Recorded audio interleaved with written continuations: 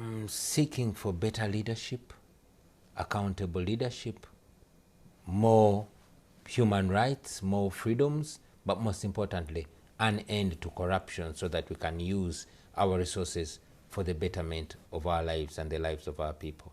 What is it like being in opposition in Uganda? Tough, I would say, and gets tougher by the years. Being in the opposition in Uganda means being labeled a terrorist. You see, Uganda happens to be a country ruled by General Museveni, who has ruled it for almost 40 years. And challenging his authority in Uganda is challenging the national military, the Uganda People's Defense Force. Being against Museveni is being against every institution of state, because he has captured all state institutions.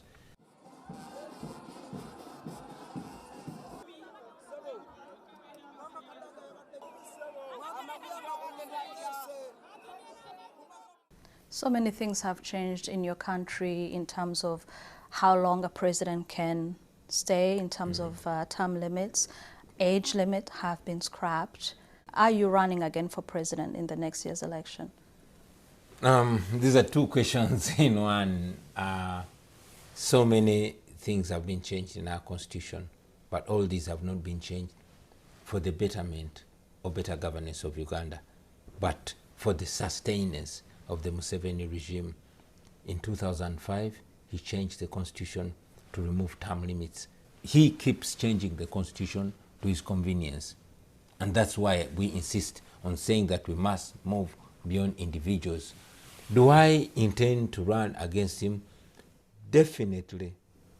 I've said this time and again that I've offered myself to my team. You know, if my team still believes that I can lead them to challenge General Museveni again, I'm available. You have been a name, a presence in the political landscape of Uganda for a while now. How relevant do you think you still are to the Ugandan youth? Like I said, it is not just me.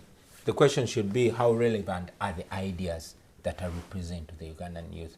And they are very relevant, because I speak about the reality. I'm presenting in black and white the option to the situation that we are living under right now. I don't present myself as the most knowledgeable or the most qualified, but as the most committed to this reality that we see, the reality that the corruption has sunk our country and has stalled our development.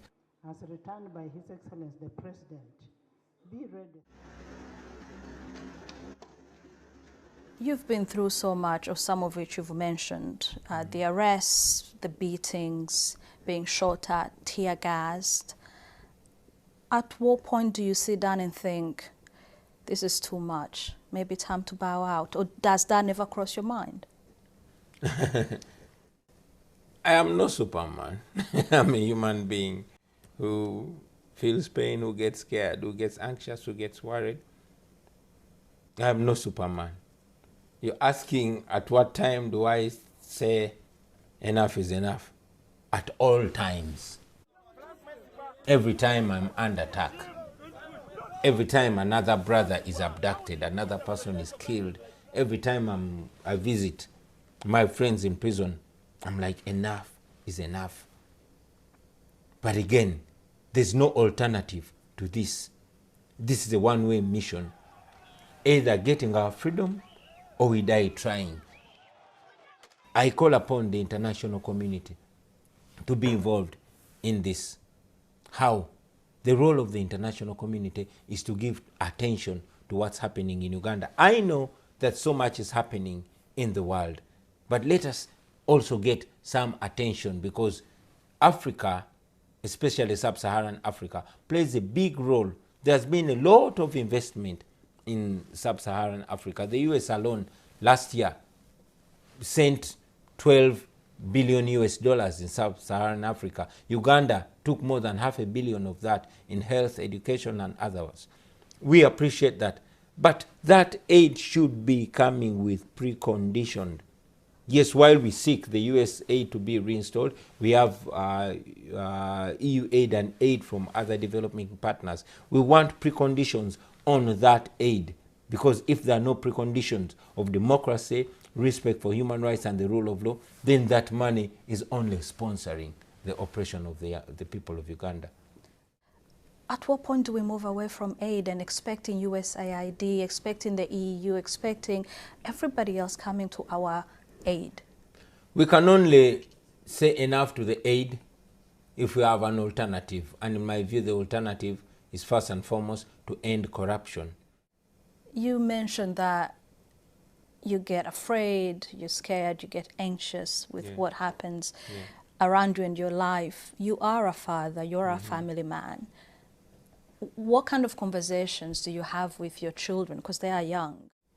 Initially, my wife and I had decided to keep our children out of this and to keep them ignorant, but you can only do that for so long. Our eldest son is 19, our youngest daughter is 9. Children of this generation know everything, so we decided to be honest with our children. They know exactly everything that's coming back, that is happening. I mean, they've been lucky enough to travel with me out of the country a couple of times, and they've seen better governed country. So they understand what we're fighting for. We take lessons from struggles for freedom, struggles against slavery, struggles against apartheid, struggles against colonialism, and the like. These are not struggles for one generation. President Museveni came to power aged 42, a year younger than you are now.